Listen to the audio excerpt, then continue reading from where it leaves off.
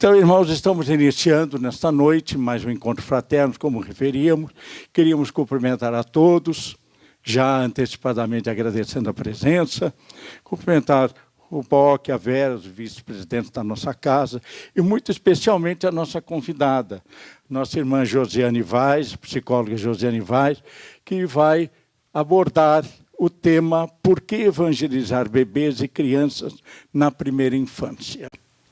Ao saudá-lo, queremos envolvê-lo num abraço muito fraterno, dizer que estamos muito felizes com a sua presença em nossa casa. Vamos ouvi-la. Em primeiro lugar, boa noite a todos. Agradecer ao irmão Pércio, em nome da casa, né, que acolhe essa atividade da Amergs. Agradecer à Amergs pelo convite que me fez de poder estar aqui essa noite com vocês. E falar um pouquinho, então, sobre esse tema, né, que eu acho de extrema importância e que me encanta, que é a questão da infância e da evangelização, então, no caso, né, das bebês e crianças na primeira infância. Bom, geralmente as palestras elas têm como título um nome, uma frase, não uma pergunta, né? Eu já resolvi provocá-los um pouquinho, né, a pensar, colocando isso na forma de uma pergunta. Por quê? Na maioria das religiões, das instituições religiosas, quando a gente pensa em começar a educar, a evangelizar, a gente pensa em crianças que possam já ter um maior entendimento racional, cognitivo das questões doutrinárias, né? E, por muito tempo, mesmo nas nossas casas espíritas, os ciclos de evangelização eles se davam a partir dos 3 anos, dos 6 anos de idade, ainda em algumas casas, né? E agora a gente vem aos pouquinhos pensando nessa possibilidade da evangelização já dos bebês. Né? Eu sei que a casa aqui já conta a partir desse ano. Falar um pouquinho de mim, né? Eu venho da Casa Espírita, do Instituto Espírita Dias da Cruz, onde nós também temos todo um trabalho de evangelização com um número grande de crianças, temos ciclos de pais, departamento de família, onde se tem uma creche dentro da área social, né, uma escola de educação infantil, melhor dizendo, onde as crianças já indiretamente vão recebendo os conceitos, né, evangelizadores ao longo do seu desenvolvimento pedagógico também, paralela ao projeto de evangelização espírita propriamente. Hoje estou aqui, então, representando a Associação Médico Espírita e, além disso tudo, eu sou mãe. Né? Por que eu digo que eu sou mãe? Sou mãe de 2 filhas. Porque nós vamos falar muito da evangelização das crianças, mas nós vamos falar disso também a partir do nosso lugar de pai, mãe, evangelizador, né? Enquanto também responsável por esse desenvolvimento infantil. Bom, vamos estar falando de valores, né, importantes da gente poder desenvolver ao longo dessa primeira infância e entender um pouquinho como é que se constitui essa primeira infância.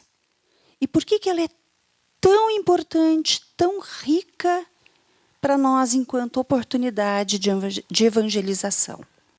Relembrando, então, assim, o que é evangelizar, né? Evangelização ou evangelismo é um termo que está ligado diretamente à pregação do evangelho cristão. Então, todas as religiões baseadas no cristianismo, né, na mensagem de salvação de Jesus de Nazaré, vão ter algum tipo de projeto de evangelização. Escolinha dominical, primeira Eucaristia, algum tipo de projeto de evangelização. Onde a ideia, então, né, é que para as crianças e adolescentes, e a gente tem dentro da evangelização espírita isso, se possa transmitir não só o conhecimento de alguns princípios da doutrina, mas principalmente dessa moral evangélica pregada por Jesus, dos valores morais que a gente precisa, né, para poder estar desenvolvendo o nosso aperfeiçoamento espiritual, a nossa reforma íntima. Valores esses, né, que foram apontados então pelos espíritos superiores que trabalharam na codificação como um modelo de aperfeiçoamento, de aprimoramento que serviria para toda a humanidade. Bom, por quê? Né? Por que a gente tem que evangelizar? E por que ao longo das leituras do Evangelho, de todas as obras básicas da codificação, vira e mexe esse assunto é trazido à baila e ressaltada a seriedade do nosso compromisso espiritual em evangelizar, em cuidar, não dito dessa forma, mas em cuidar desses espíritos reencarnantes. Então, em diversos lugares, tanto do Livro dos Espíritos como do Evangelho, Allan Kardec fala da responsabilidade dos pais por essa educação dos filhos. E aí a gente está falando da família, né? Dos pais, antes de chegar no projeto de evangelização da instituição religiosa que essa família possa participar. Na questão 208 do Livro dos Espíritos, né, diz que o espírito dos pais, não é da criança, o espírito dos pais, tem a missão de desenvolver o dos filhos pela educação. E que é para o espírito de cada pai uma tarefa. Se nele falhar, será culpado. E é pesado isso, né? A gente lê lá no Livro dos Espíritos que é culpado se não fizer isso. Na questão 582, a gente também vê que esse dever implica mais do que o homem pensa. Por isso que é pesado, né? Porque isso é uma responsabilidade que a gente assume com o futuro. Ou seja, desenvolvendo valores morais, os valores cristãos lá do Cristo nas nossas crianças, para que possam ser adultos melhores, nós vamos estar preparando, ajudando a preparar uma humanidade melhor, que eles vão preparar também, e que talvez venham a investir em nós mesmos também, no nosso aperfeiçoamento espiritual, quando, em algum momento futuro, desencarnando e reencarnando, nós possamos voltar e sermos, então, educados por eles. Então, por isso essa tamanha responsabilidade. Então, cada espírito, né, em si cumpre uma trajetória de evolução que é individual. Só ele pode fazer, a princípio, por ele, né, essa trajetória, para se melhorar intelectual e moralmente, através de cada encarnação. Mas, né, para que ele tenha meios de realizar esse progresso, vai necessitar desse cuidado e orientação, então, que vem inicialmente dos pais. E até porque, via de regra, é a família que acaba levando para algum projeto maior de evangelização depois, né? Bom, mas calma, né? Não é tão complicado assim, a gente não está sozinho, felizmente, nisso. Né? Eu costumo dizer que é preciso toda uma aldeia para educar uma criança. A gente não educa sozinho, né? Tem que ter uma aldeia inteira. Então, isso alivia também um pouco o peso dos ombros da gente, bastante, né? É um desafio complexo, né? Mas a gente conta aqui na Terra com uma família ampliada, então, avós, tios, outros parentes que nos ajudam nesse processo.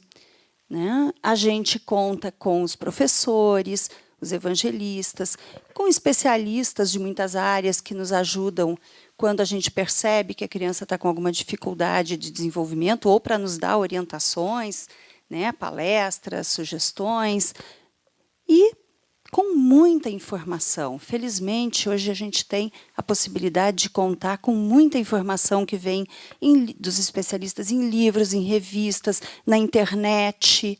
Né? Quando a gente tem dificuldades, a gente tem dúvida, a gente corre lá, bota no tal do Google, né? e sempre tem alguma resposta que ajuda do como lidar com as situações. Além da indispensável inspiração que os nossos amigos espirituais e anjos da guarda nos oferecem, né? Então, não estamos sozinhos nessa tarefa. Embora seja grande a responsabilidade, tem muita porta para a gente bater. Estando lá na questão 582 do Livro dos Espíritos, né, das ocupações e missões dos espíritos, é bem claro, né? Pode-se considerar como missão a paternidade, e aqui se entenda, né, paternidade e maternidade, e os espíritos respondem que, sem contestação possível, é uma verdadeira missão. E que também é um grande dever, né, por aquelas questões que eu já levantei, né, em relação ao futuro, né, que Deus coloca esse filho sob a nossa tutela, a fim de que a gente possa ir orientando pelo caminho do bem, né, e num momento em que o espírito do reencarnante está com uma organização mais frágil, delicada, né, e que torna possível que a gente imprima sobre ele conhecimentos, informações, impressões, como a gente vai ver depois, né, que vão ajudar. Muitas vezes, na infância, assim, dos filhos, daqueles que nos são confiados a cuidar, a gente está muito preocupado com outras coisas, como diz ali na resposta dos espíritos, né, preocupado em podar as árvores do jardim para que elas deem bons frutos, né? A gente está preocupado com ascensão profissional, com ganhar a vida, com melhorar a vida, comprar um carro novo. A gente está preocupado em deixar a casa limpinha, arrumadinha, a roupa toda passadinha, engomadinha. E os filhos estão ali crescendo. E sabe lá que impressões captando, né, e trazendo para esse espírito. Então, né, lá no Livro dos Espíritos, os nossos benfeitores já nos alertavam. Atentem-se, né, ao que é importante, para evitar ter que suportar depois desgostos resultantes das dificuldades espirituais que os filhos possam apresentar, né, e participar dos sofrimentos dos filhos nessa vida futura. Por não ter feito aquilo que estava ao alcance da gente, a gente não fez, não cumpriu a tarefa, não fez o dever de casa. Bom, o que é a vida na Terra, né? Então, vamos ter um filho. Alguém vai reencarnar. O que é a vida na Terra? É um projeto educacional, sem sombra de dúvidas, né? Onde a lei divina oportuniza para esse espírito nosso, dos filhos, né, renascer junto a seres com condições de ajudar a realizar o seu aprimoramento. Aí vocês vão me dizer assim, tá, mas Josiane, às vezes nasce lá numa família toda atrapalhada, né, pessoas desorganizadas, olha aí o pessoal que anda pela rua e tem nenê, né, sei lá, usuários de crack, né? Como que tu me diz, então, que lá, né, nasce numa família com seres em condições de ajudar a realizar o seu aprimoramento? Bom, vai nascer dentro de um grupo, numa situação, num contexto necessário às suas condições espirituais. Então, talvez, ao reencarnar, eu precise estar sujeita a situações adversas, a situações difíceis no meu meio, eu preciso estar sujeita a uma falta de um cuidado comigo maior, amor, interesse, para que eu consiga desenvolver no meu espírito algumas dificuldades, tendências, que se eu tivesse um ambiente todo arrumadinho, todo bacana, uma família bacana, não sei se eu ia conseguir superar aquilo ali. Né? Então, a gente vem dentro do que é necessário. A gente recebe para isso as ferramentas que a gente recebe, né? Para entrar na Terra, entrar nesse projeto educacional. A gente recebe um corpo físico, apropriado para as experiências necessárias que a gente vai ter, né? E a gente recebe um grupo familiar com determinadas condições materiais e sociais necessárias também. E é com isso que a gente vem. E isso tem que servir de estímulo para a gente exercitar capacidades e sentimentos que a gente veio treinar. Que se tivesse tudo muito fácil e muito bom, a gente não ia conseguir treinar. Né? Então, algumas dificuldadezinhas tem que ter. Bom, e aí a gente tem que pensar, então, né? Quem é que a gente recebe como um filho? A tendência da gente, mesmo, né, sendo espíritas, é pensar sempre só naquele bebezinho tão bonitinho, tão mimoso, né, que dá vontade de afofar, beijar bastante, brincar, coisinha mais bonitinha. Né? Mas ele é só isso? Ou ele é também um espírito com múltiplas encarnações, múltiplas experiências prévias, né? Múltiplas situações de relacionamento comigo, com os outros entes da família, boas ou ruins, de afeto ou de desafeto? É tudo isso dentro desse corpinho fofinho. A gente esquece. E isso é uma ajuda que o plano espiritual dá para nós, pais, para nós, família também. Porque se nós encarássemos aquela criança pensando, né, ou enxergando tudo que aquele espírito traz, talvez a gente não quisesse, a gente desse para trás, muito obrigada, pode levar a troca para o outro. Né? Ou a gente ia querer fazer outras coisas piores até.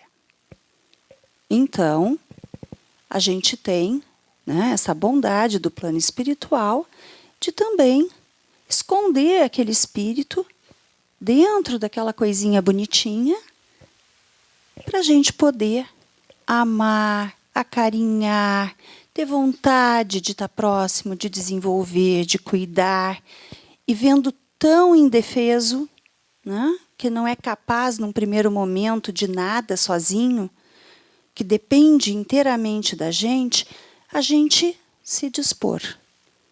Né? Às vezes a gente se pergunta por que o ser humano, que é tão mais inteligente que os outros animais, não nasce já caminhando, correndo, logo em seguida falando, se alimentando sozinho, fazendo coisas como os outros bichinhos fazem, né? Por quê? Porque tem esse espírito ali dentro que precisa desses cuidados iniciais, porque nós precisamos que esse espírito venha nesse invólucro de dependência para que a gente se disponha, se encante, se envolva. Então, cada encarnação, né, é um recomeço, uma nova oportunidade dessa reeducação espiritual. O que acontece, né, lá um pouquinho antes, né, já da gestação?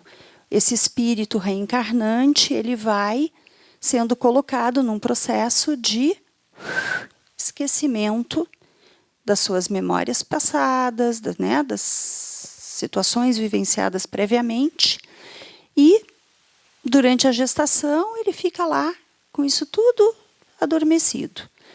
À medida que a hora do nascimento vai se aproximando, isso vai se apagando mais ainda no espírito, né? Todas as lembranças de passado, ele não tem mais consciência dele como homem, para poder entrar na vida. Isso gera, como a gente vai ver depois, um processo de uma certa perturbação para o espírito, né? O espírito fica um pouco sem noção dele, quem ele é, quem são essas pessoas, por que ele está ali. O espírito fica, é um período chamado assim, de uma certa perturbação. Né? essa lembrança vai voltando pouco a pouco à memória, né, no estado dele de espírito, depois do nascimento, à medida que ele vai tendo seu desenvolvimento. O André Luiz, no E a Vida Continua, ele nos esclarece que é justamente até os 7 anos de idade que o espírito passa por essa fase de semiconsciência no ambiente fluídico dos pais. Ou seja, bebês de primeira infância. Né? Se ele está nesse período de semiconsciência, que ele não lembra muito, né, de quem ele era, o que ele já fez, como fez, que características exatamente ele tinha, né, os ímpetos dele, qualidades e defeitos, é a oportunidade que a gente tem, é o momento decisivo para a gente tentar trabalhar em cima desse caráter dele, da personalidade dele. Para que isso depois, quando todas as tendências dele vierem à tona, ele já possa ter muitas delas atenuadas pelos valores que a gente vai passando. Ao longo desse processo, desses 7 anos, um colaborador espiritual, né, um mentor, é designado para acompanhar essa reencarnação. Então, ali, quando isso se consolida, com mais ou menos 7 anos, né, esse colaborador acompanhante do processo reencarnatório se afasta um pouquinho, fica só o mentor acompanhando. Nesses primeiros 7 anos, a gente pode dizer que é quase como se o espírito ele estivesse ligado ao corpo, mas ele não está ainda completamente encaixado a esse corpo, né? Às vezes a gente escuta até o termo, não está bem acoplado. As crianças, às vezes, têm algumas percepções extrasensoriais, mais mediúnicas, porque o espírito não está ainda bem acoplado ao corpo. A gente escuta isso, às vezes, né, em outras palestras. O que isso quer dizer? O espírito ele está ali, mas ele não encaixou de todo ainda com esse corpo físico. Né? Quando se fecha esse período, que é mais ou menos em torno dos 7 anos de idade, o espírito se instala de todo nesse corpo e diz, agora eu vou com tudo, agora sou eu. Tá? Por isso que a gente tem que atenuar isso antes. Na questão 380 do Livro dos Espíritos, né, a gente vê que essa fase, aquela que eu falei antes de perturbação, ela vai cessando, ela vai diminuindo, né, depois do nascimento, à medida que os órgãos vão entrando em atividade, principalmente o cérebro, que vai dando consciência. Né? Então, o Livro dos Espíritos nos reforça por que passar pela infância, por que o espírito tem que vir pequenininho, por que a gente não pode já encarnar grande, por que a gente não pode encarnar com todas as nossas capacidades, por que a gente não pode encarnar lembrando de tudo das vidas prévias, né? Primeiro, porque então nesse período que ele está adormecidinho, que vai ser mais acessível, né, para as impressões que ele precisa receber para o seu adiantamento. E porque depois disso, né, se ele não receber isso, se ele não for adormecido para receber isso, depois ele vai retornar, como diz na questão 385, com todas as suas tendências mais intensas, e se ele viesse assim inicialmente, a gente teria mais dificuldade de acolher, amar, etc., como eu falei antes. Bom, quem é a criança, então? Né? Esse espírito multimilenar, com múltiplas encarnações, com tendências que a gente nem sempre conhece. Né?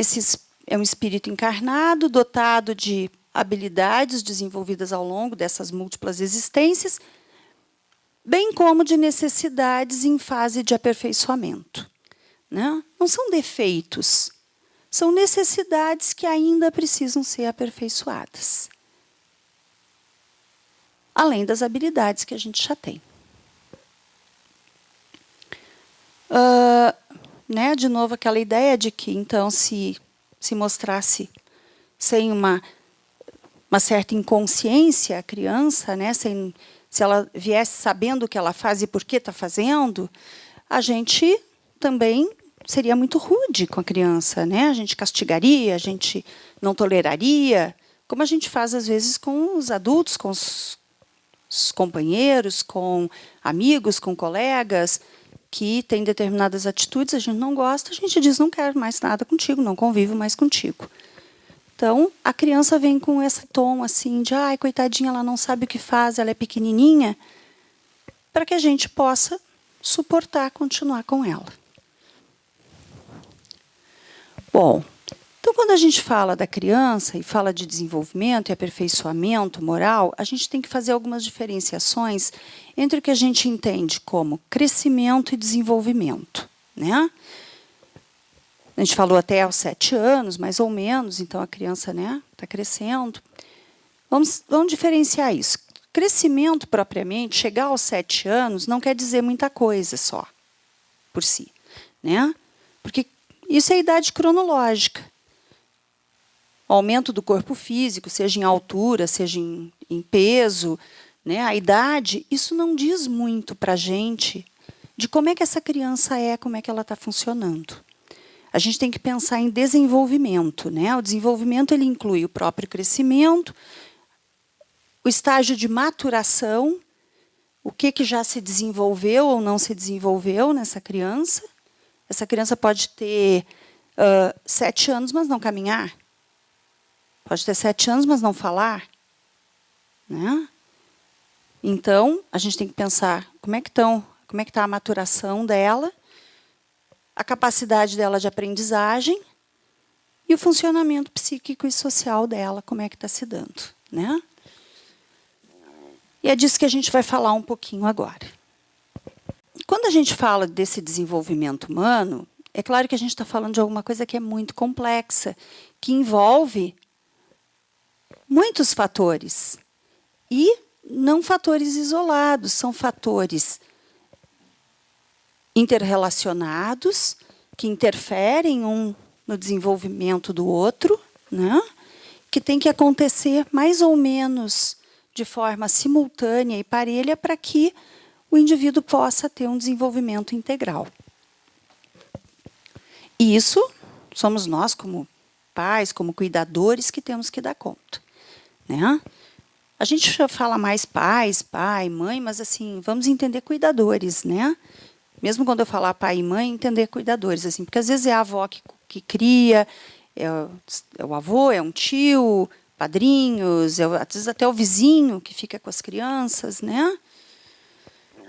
Quando a gente fala desse desenvolvimento, depois eu vou juntar com o espírito, tá? Mas eu vou sair um pouquinho agora da questão do espírito, vou entrar nesse corpo, nessa condição toda que essa criança tem nessa encarnação. Então, um órgão fundamental para esse desenvolvimento e para que a gente possa também evangelizar é esse aqui, é o nosso cérebro, é o desenvolvimento do nosso cérebro, né? Que é o que vai fazer, inclusive, toda a ligação através do nosso perispírito com as questões do nosso espírito. Então, aqui a gente tem imagens, né, de tomografia de um cérebro em funcionamento, aliás, de tomografia não, desculpem, de exame por eletropositrons, né, que dá essas cores aqui, que mostra o cérebro funcionando. Então, vocês podem ver assim, que com 5 anos, as áreas azuisinhas são as que estão funcionando.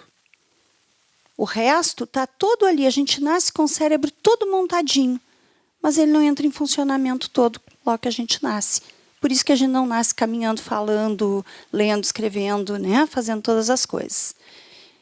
À medida que a gente vai se desenvolvendo, crescendo em idade, podendo ter condições de se desenvolver, a gente vai colocando mais áreas em funcionamento. E ele chega a isso lá pelos 20 e poucos anos. Então, a arquitetura e a formação das habilidades que o cérebro oferece, elas são fortemente influenciadas pelos circuitos neurais que se formam. Né? Então, quando começa a funcionar, parece assim, imagina uma rede elétrica toda emaçarocada, né? Mas com a corrente passando, fazendo dar luz em tudo. A princípio, né? Às vezes dá curto-circuito, mas a gente espera que dê luz em tudo. Bom, então vão se formando ali as correntes por onde vão passando, né, as sinapses dos neurônios e fazendo as áreas começarem a funcionar. Que se desenvolvem a partir de interações dinâmicas entre genes, então a carga genética que a gente traz para constituir esse cérebro, o ambiente que a gente tem e as experiências. Vou dar um exemplo disso. Um bebê que tem lá seus 3, 4, 5 meses, né? Teria que começar a... Tem todo o equipamento físico formado direitinho, não tem nenhuma sequela, nenhuma doença, mas eu deixo ele só deitadinho. E ele já teria que estar começando a sentar, para daqui a uns meses a ficar sentadinho sozinho. Mas eu, né, ambiente, deixo ele só deitadinho, experiência, só fica deitado. O que vai acontecer? Ele vai sentar sozinho? Não, né? Ele vai continuar com 5, 6, 7 meses, ainda molinho, bambinho, né? Então, para que o cérebro comece a formar as conexões que vão levar essa criança a estabelecer esse controle de tronco, o ambiente tem que atuar sobre isso. A gente ensina o cérebro da gente a entrar em funcionamento. Pessoas que sofrem traumatismo craniano e que perdem funções, perdem fala, perdem até mesmo a capacidade de se movimentar, né? Não tendo lesão na coluna, que não passe o estímulo, se for só a nível cerebral, a gente pode ensinar outras áreas do cérebro, outros neurônios, a desenvolverem essa função, da mesma maneira que a gente aprendeu lá quando a gente tinha 1, 2 aninhos. É sensacional, né? Isso pela interação ambiental. Bom, isso segue regras hierárquicas de baixo para cima, ou seja, daqui de trás, né, da base do cérebro, para frente, para cima. A última área que entra em funcionamento, que é essa bem da frente aqui, vocês sabem do que ela é responsável? Julgamento moral, senso crítico, noção de certo e errado. Aí é que a coisa instala para funcionar mesmo. E é lá adiante, né? Então, a gente tem que trabalhar durante a infância, correr, botar valores para dentro, para quando isso começar a funcionar, está tudo integrado e integrar com o que vem do espírito. E muito disso, né, vai se integrando e se modelando, né, a partir de experiências emocionais que a criança vai tendo. Quanto mais experiências emocionais afetivas, intensas, favoráveis a criança tem, né, mais o cérebro ele fica com características plásticas, como a gente chama, que são mais receptivas a estabelecer essas conexões.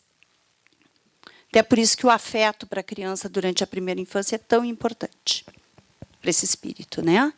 Então, essas crianças confiadas para nós na Terra, né, para os nossos cuidados, elas são portadoras de uma aparelhagem neurocerebral completamente nova, né, em estrutura orgânica, e que funcionam muito como uma câmera fotográfica que está ali pronta para colher informações do meio o tempo todo. É como se elas estivessem clicando, filmando tudo, percebendo tudo, né, botando para dentro.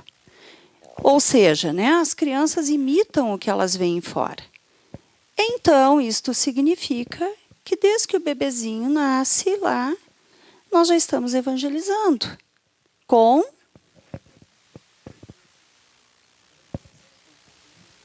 carinho e exemplos, né? Tudo que nós fazemos, a criança está percebendo e está pondo para dentro.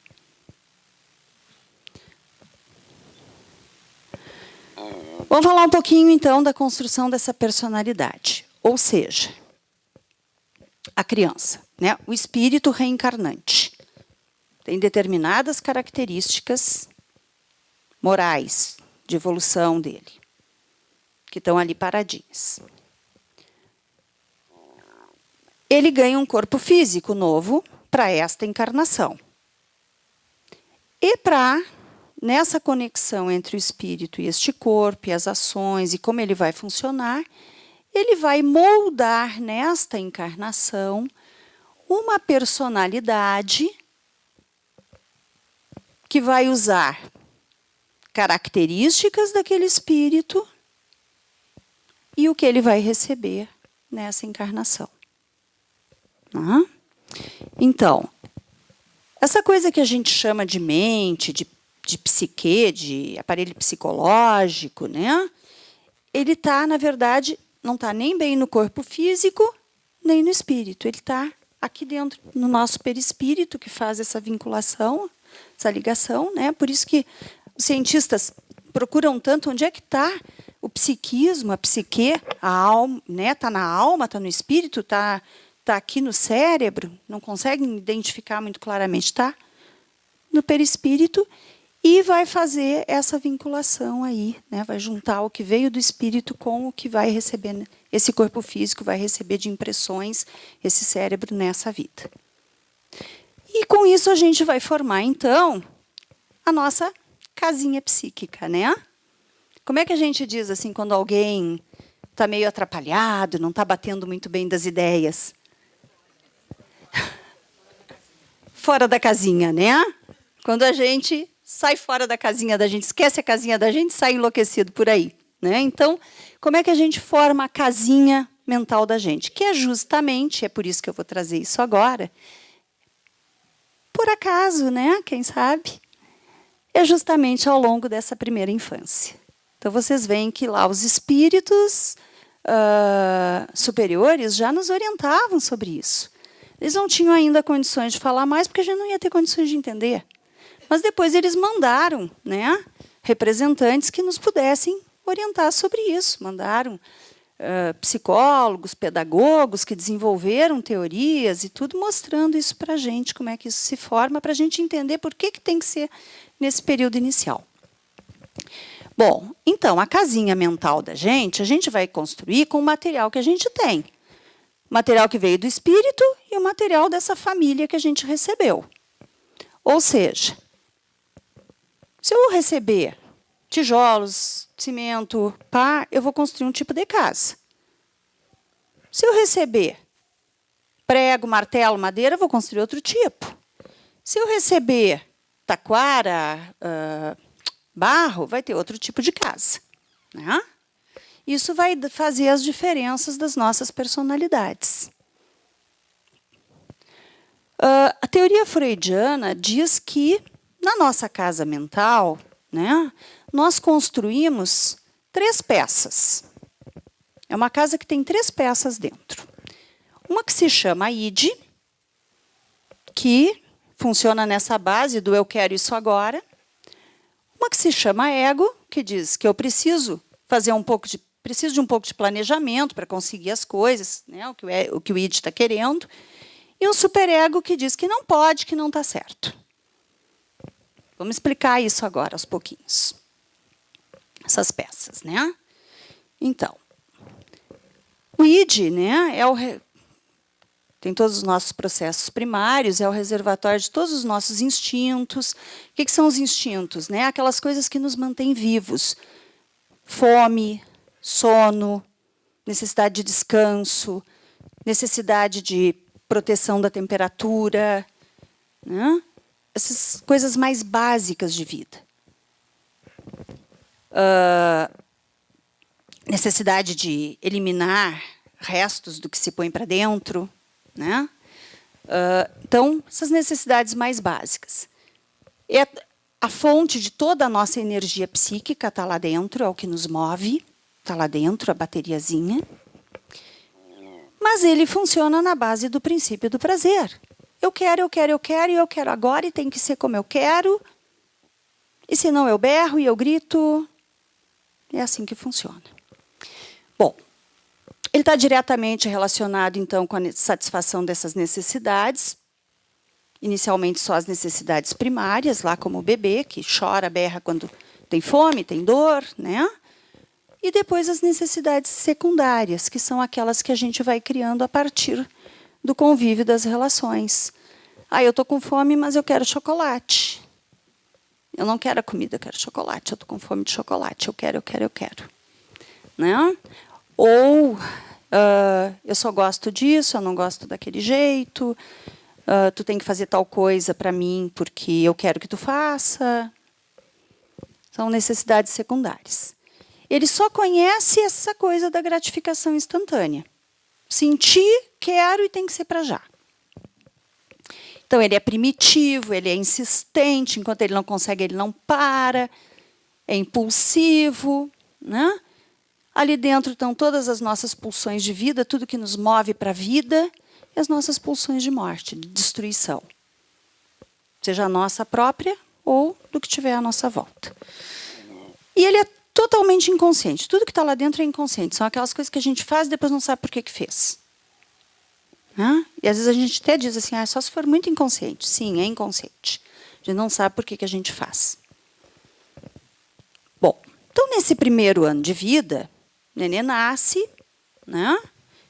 E está lá montando o alicerce da casa, que é aquela coisa importantíssima, né? Que dá base, que dá sustentação para a casa, que depois vem toda a fundação para cima, a gente não vê o que está ali embaixo, né? Toda a construção, melhor dizendo, para cima, a gente não vê o que está na fundação, mas que ele é fundamental porque ele dá base, dá sustentação para a casa. Esse é o nosso primeiro ano de vida, reencarnados. A cada reencarnação a gente passa por isso e a ideia é que a gente faça um alicerce melhor, que a gente traga um terreninho melhor. O que é o terreno? Vamos ver quem é que adivinha. Difícil? O terreno é o nosso espírito, né? Com todas aquelas características. Então, tomara que a gente traga um terreninho melhor a cada encarnação, né? Para fazer uma casinha mental melhor. Então, ao longo desse primeiro ano, com o desenvolvimento do que a gente tem para desenvolver ao longo do primeiro ano, a gente vai formando esse terreno. Que, num primeiro momento, não aparece ali a divisão das peças, das tais 3 peças, id, ego e superego. Aí o id toma conta. Oba, a casa é toda minha. Está faceiro lá.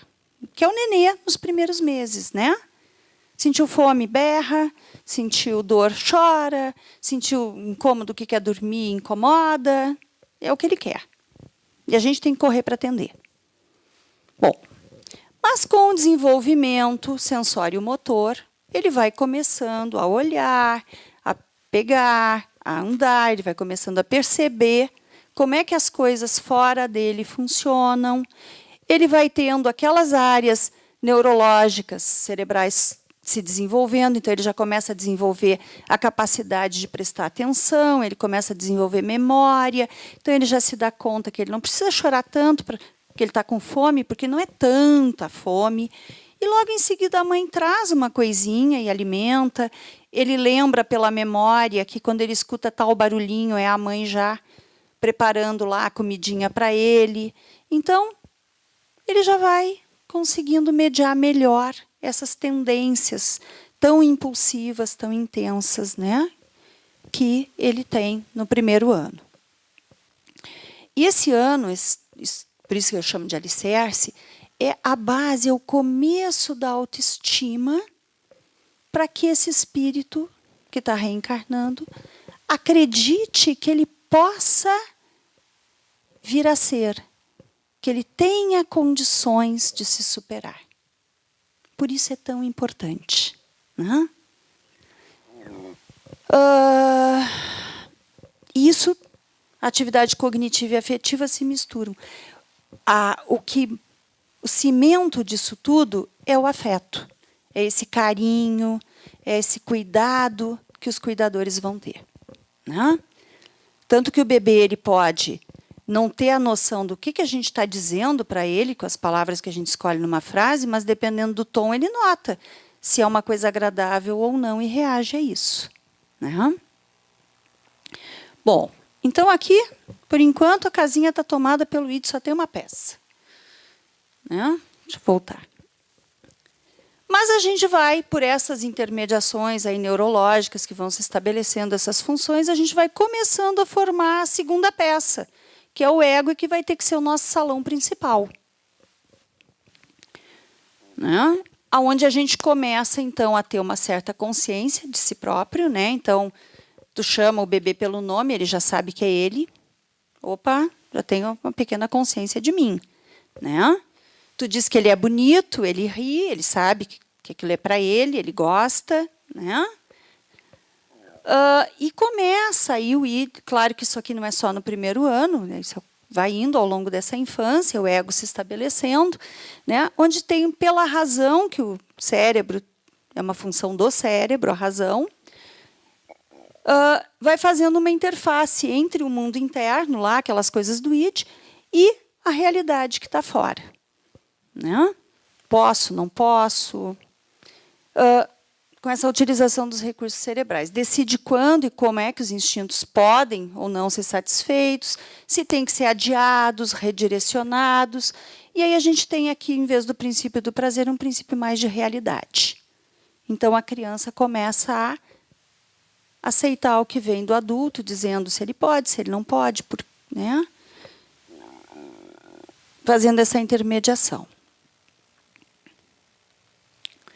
Então, segundo e terceiro anos seguem construindo isso tudo, são as vigas de sustentação da nossa casinha mental, né? Continua sustentando, desenvolvendo essa sustentação da autoestima, a gente tem mais autonomia motora, verbal, então a gente se acha, né?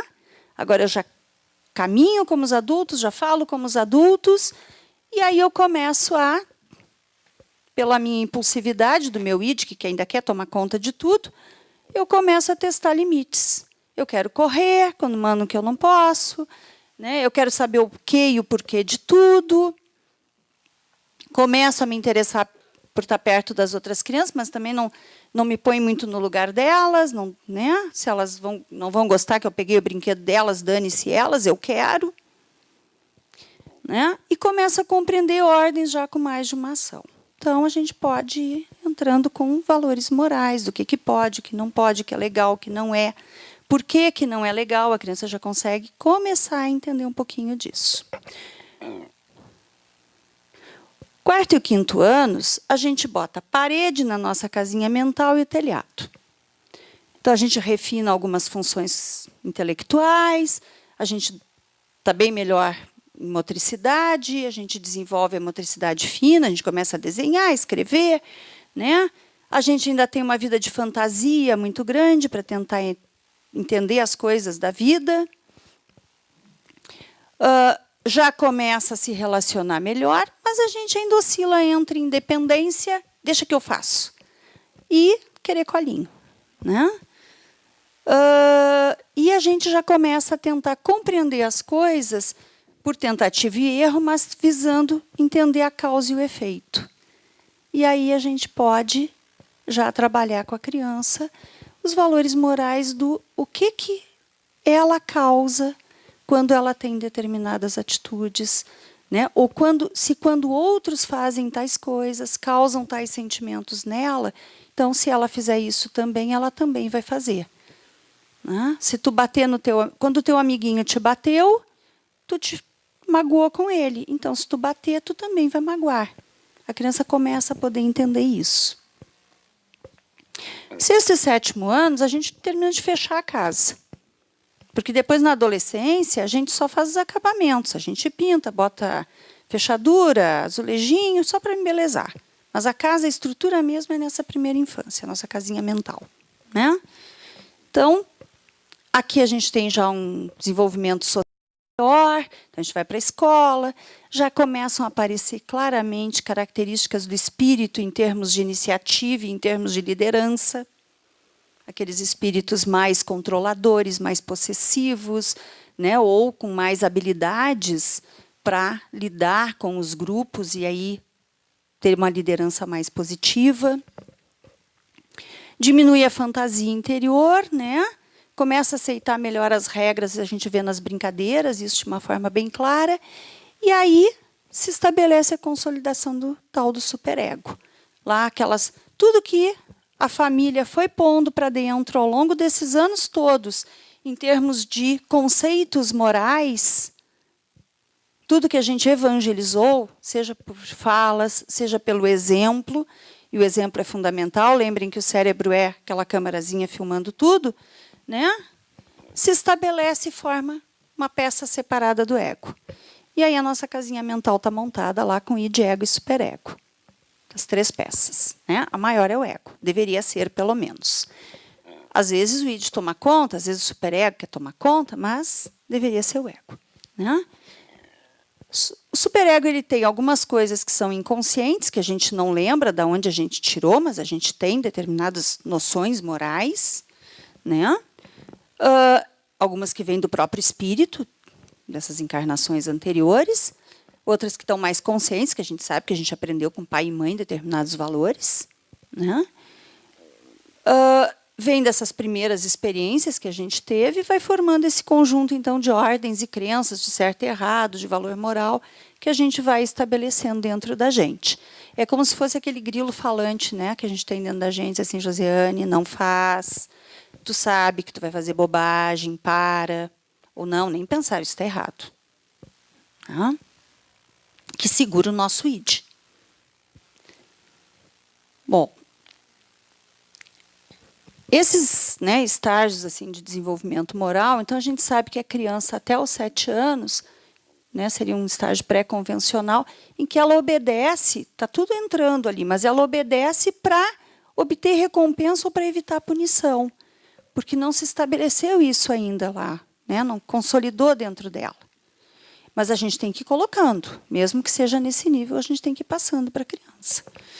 E aí depois ela internaliza essas regras, né, tudo isso age, porque ela então entende que tem uma expectativa social de que isso que é certo, isso que é legal, ela faz, para só depois, na idade adulta, poder ter então uma definição dos próprios valores, princípios, o que ela eticamente tem como conjunto assim de valores morais dela.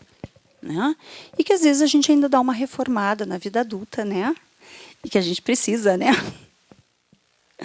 Quando a gente consegue mais cedo, melhor. Às vezes a gente vem tarde, né? E a gente vê muito isso na casa espírita, né? É muito comum às vezes as pessoas dizerem assim: "Ai, por que eu não vim antes, né? Por que eu não li antes?" Mas nunca é tarde. Então, esses cuidados emocionais que vão integrando esses comportamentos todos e atitudes vão assegurando o respeito pela criança como indivíduo, né, por esse espírito reencarnante, né, ela vai percebendo que ela é estimada, apreciada e vai tendo oportunidades para poder depois, então, gerir os próprios riscos dela e fazer as suas próprias escolhas. Porque chega uma hora que a gente tem que dizer para esse espírito reencarnante que, bom, agora ele vai começar a arcar com as consequências dos atos dele. E que ou ele aprendeu pelos nossos ensinamentos, ou ele vai aprender pela dor. Uhum. Aqui ainda, né, só rapidinho assim, aquela ideia, né, das 3 peças lá, né, e a realidade dominando. A realidade sempre vai dizer para a gente se a gente pode ou não, né, as coisas. O id querendo, o superego dizendo se pode ou não, o ego decidindo se pode, de verdade. Bom, e aí a gente volta lá porque a codificação nos traz, a doutrina nos traz, né? Quando Emmanuel nos traz que até os 7 anos uma criança é passível de ser educada e que a gente tem a condição de observar tendências que ela tem negativas e ajudar a modificar. Valorizar o que ela tem de positivo e tentar intervir no que tem de negativo. Depois, só a duras penas, né? Aprender pela dor. Quando a gente identifica, né, que a criança segue, a gente pensa, muitas vezes a gente escuta até, né, das famílias assim, não, mas crescendo vai melhorar. E aquilo persiste, aquilo muitas vezes se intensifica. Bom, aí a gente tem que ter outras intervenções. Aí é aquela questão lá da aldeia, né? A gente não está dando conta sozinho, a gente vai ter que buscar ajudas. E quanto mais ajudas e diversificadas, melhor. Então, a gente vai buscar uma atividade espiritual, adequada para a faixa etária da criança, para que isso ajude ela a se remodelar. A gente vai buscar, às vezes, uma intervenção de um profissional, né, um psicólogo, um psiquiatra. Às vezes, a gente precisa de outros elementos da família nos ajudando, né? E a gente, às vezes, tem que também olhar para a gente. Bom, o que tem em mim que talvez cutuque essas características desse reencarnante e que, para poder ajudá-lo, eu vou ter que mudar um pouquinho isso em mim, né? Então, é um conjunto que a gente tem que buscar de ações, seja ação direta, seja buscando esses auxílios externos, para ajudar. Não dá para a gente simplesmente dizer assim, não, então tá, já passou o tempo, que nem jogo de futebol, já estou nos últimos minutos do segundo tempo, perdi o jogo. Não, a gente tem que ir até o fim, até os últimos minutos da prorrogação, lutando para reverter o jogo, né? E buscar os recursos necessários, se a gente não está dando conta sozinho. Perceber isso, né? Ter essa humildade de perceber, bom, sozinho eu não vou conseguir. Né? Então, né, depois de uma certa idade, então, né, surge todo esse caráter real e individual, vem com toda a sua nudez, né, com todo o seu potencial. Conservam-se bons, né, se eram fundamentalmente bons ou se a gente conseguiu agir de alguma maneira. Mas sempre iriçados de matizes que a primeira infância mantinha oculta, né? E, às vezes, a gente já na primeira infância, como tu disseste, a gente já identifica algumas coisas que a gente tem que seguir trabalhando, às vezes, uma vida inteira. Às vezes é trabalho para uma vida inteira e não é o suficiente, mas a gente tem que ter a sensação de que a gente fez o possível da gente, né? O nosso melhor, o possível. Porque se a gente muda esse começo, a gente consegue mudar a história toda. Né? Evangelizar pressupõe, seja na evangelização dentro, né, da instituição, da casa espírita, seja a evangelização dentro das famílias, né, pressupõe a gente pensar que programas, então, esse espírito traz da sua pluralidade de existências passadas, que potencialidades tem, que fraquezas, que traços mais fortes ele tem na personalidade, que experiências ele pode ter vivido, isso que ele apresenta, nos leva a pensar, né? E o que a gente pode fazer para ajudar para que essas coisas não se repitam.